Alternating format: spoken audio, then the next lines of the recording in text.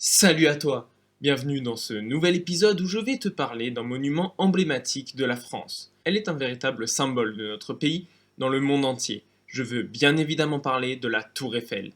Prêt? Alors pose-toi tranquillement et c'est parti!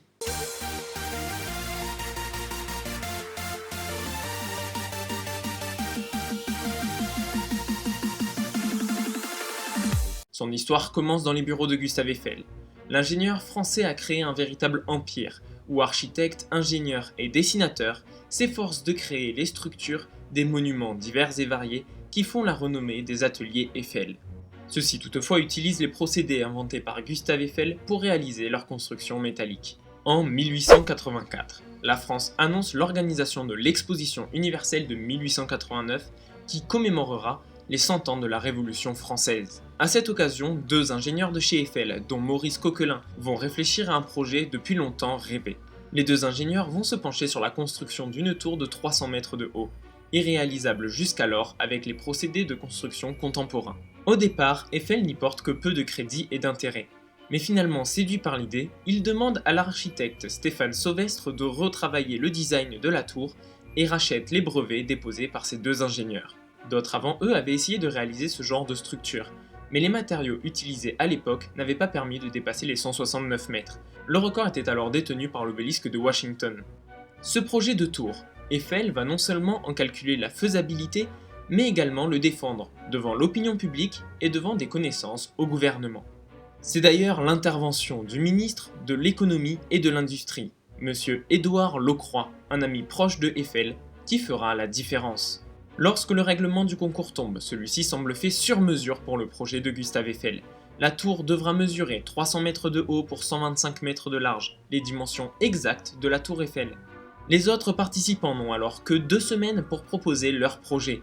Et c'est sans surprise la tour Eiffel qui remporte haut la main ce concours.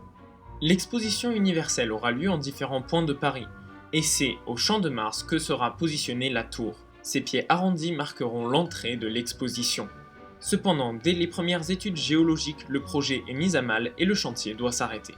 Afin d'être réalisable, cette tour s'appuie sur 4 pieds, vastes et espacés. Cela permet de répartir au sol le poids des 10 000 tonnes de métal qui constituent la tour. Ainsi, l'effort exercé sur le sol ne dépasse pas les 4 kg par cm², soit le poids d'un adulte sur une chaise.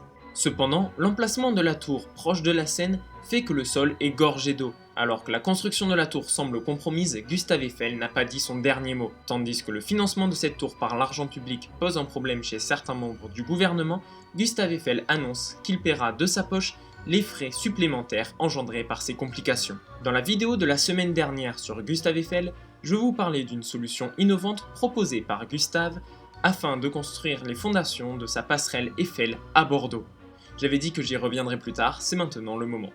L'idée d'Eiffel pour construire les fondations de la tour est d'envoyer les ouvriers creuser dans des caissons pressurisés. Je vais vous en expliquer le fonctionnement. Ces caissons sont assimilables à un grand verre retourné, dans lequel les ouvriers accèdent par un sas par lequel ils font également transiter la terre qu'ils déblaient. Ils peuvent ainsi progresser sans craindre que la terre imbibée d'eau ne les ensevelisse. L'analogie du verre n'est pas anodine. Si l'on plonge un verre vide retourné dans une bassine d'eau, une bulle d'air reste emprisonnée à l'intérieur de celui-ci, et tant que le verre n'est pas retourné, l'eau ne peut pas y pénétrer. De même, tant que le caisson reste d'aplomb, l'eau dans le sol ne peut pas rentrer dans celui-ci. Une fois la profondeur souhaitée atteinte, une dalle de béton est coulée, et les caissons sont remplis de maçonnerie. Ils seront ensuite recouverts, encore une fois de maçonnerie, afin que la structure puisse s'appuyer sur un sol solide. Une fois les fondations posées, la construction peut vraiment commencer. Pendant toute la durée du chantier, les poutres seront dimensionnées aux ateliers Eiffel de Levallois-Perret au 10e de millimètre près. Elles seront ensuite amenées sur le chantier par péniche, puis montées sur la tour à l'aide de poulies par les ouvriers eux-mêmes. Si les dimensions d'une poutre ne conviennent pas, celle-ci est immédiatement renvoyée aux ateliers. Aucune modification ne peut être faite sur le chantier. En effet, cela permet de tenir les délais qui sont très exigeants. Les poutres sont ensuite assemblées entre elles à l'aide de rivets. Pour ce faire, Gustave Eiffel a engagé une véritable armée d'ouvriers. Payés un peu au-dessus du salaire habituel, ils sont engagés pour 2 ans. Ils travaillent sur le chantier 9 heures par jour l'hiver, 12 heures l'été, 6 jours par semaine. Le 20 octobre 1887, le premier étage est atteint. L'étape délicate de relier les 4 pieds entre eux s'effectue à l'aide de poutres et de vérins. La hauteur des pieds est réglée à l'aide de vérins hydrauliques. L'inclinaison des pieds, quant à elle, est ajustée à l'aide de plots posés sur des socles remplis de sable. Le sable va s'écouler lentement jusqu'à atteindre l'inclinaison souhaitée. Les 4 pieds sont ensuite reliés par des poutres sur lesquelles viendront s'appuyer le premier étage. L'inauguration des différents étages se fait en compagnie de la famille et d'amis proches de Gustave Eiffel. Malgré les différentes difficultés rencontrées, le chantier est effectué en temps et en heure, et la tour sera livrée le 31 mars 1889. Cependant, la construction n'a pas été de tout repos, et ce chantier a vu de nombreux soulèvements de la part des ouvriers.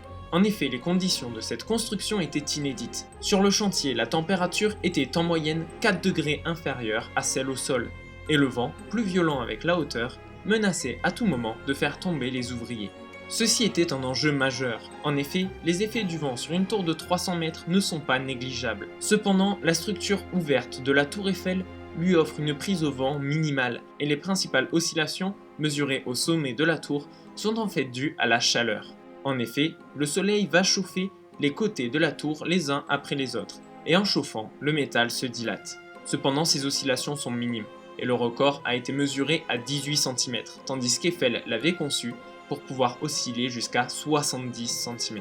La structure de la tour Eiffel était achevée, mais il manquait encore un détail, les ascenseurs. En effet, pour rejoindre le premier et le second étage, ceux-ci devaient suivre une trajectoire courbe. Là encore, Eiffel a trouvé une solution.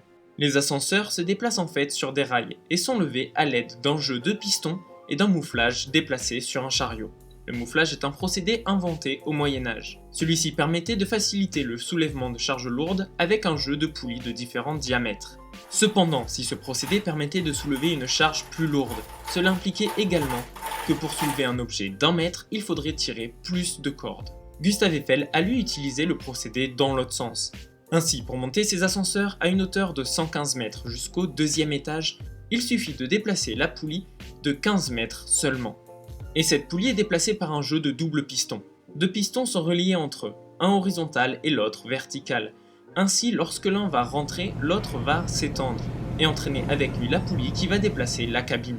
Cependant, le 1er mai 1889, pour l'ouverture de l'exposition universelle et de la tour Eiffel, les ascenseurs ne sont pas encore opérationnels.